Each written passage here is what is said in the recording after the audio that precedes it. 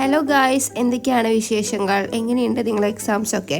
ഇനിയിപ്പോൾ 2-3 ദിവസം കൂടെ കഴിഞ്ഞാൽ പിന്നെ വെക്കേഷൻ ആയല്ലോ. സത്യം പറഞ്ഞാൽ ഈ ഒരു സമയം അടിപൊളിയാണ്. എക്സാംസ്, വെക്കേഷൻ, വിരുന്ന് പോലെ, പെരുന്നാള്, വിഷു. പഠിക്കുന്ന സമയത്തൊക്കെ വിചാരിച്ചിരുന്നു ഇതൊക്കെ എങ്ങനെയെങ്കിലും ഒന്ന് കഴിഞ്ഞ് കിട്ടിയാൽ മതിയായിരുന്നു എന്ന്.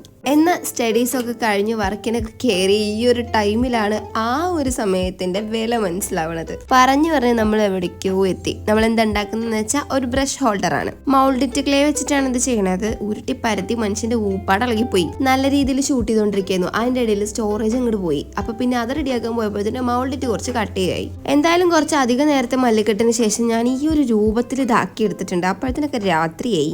ശരിക്കും ഈ മൗൾഡിറ്റിന്റെ മുകളിൽ വെള്ളം തേക്കാൻ പറ്റുമോ? എനിക്കറിയില്ല കേട്ടോ. ഞാൻ വെള്ളമൊക്കെ കൂട്ടി എങ്ങനെയൊക്കെയോ ഷേപ്പ് ചെയ്തു, കുറെ പൗഡർ ഇട്ടു. ഞാൻ ഉദ്ദേശിച്ചത് ഇതുപോലത്തെ ഒരു സെറ്റപ്പാണ്. അപ്പം അത് വർക്ക് ആവുന്നുണ്ടോയെന്ന് നോക്കിയതാ.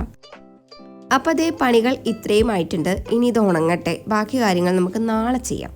അപ്പം നമ്മുടെ ക്ലേ ബ്രഷൊക്കെ നന്നായിട്ട് ഉണങ്ങിയിട്ടുണ്ട്. ഇനി നമുക്ക് അതൊന്ന് കളർ അടിച്ച് കുട്ടപ്പനാക്കാം.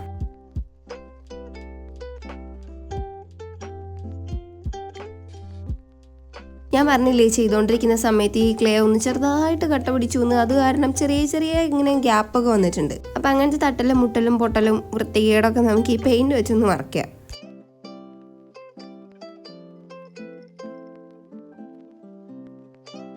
ബ്രഷ് ഹോൾഡറിനെ മൊത്തത്തിലൊരു ബ്രൗൺ അടിച്ചിട്ട് അതിൻ്റെ തുമ്പത്ത് കുറേ കളേഴ്സ് ഇരിക്കുന്നത് പോലെയാണ് ചെയ്തിട്ടുള്ളത്. അതായത് ബ്രഷ് ഇങ്ങനെ പെയിന്റിൽ മുക്കിയതുപോലെ.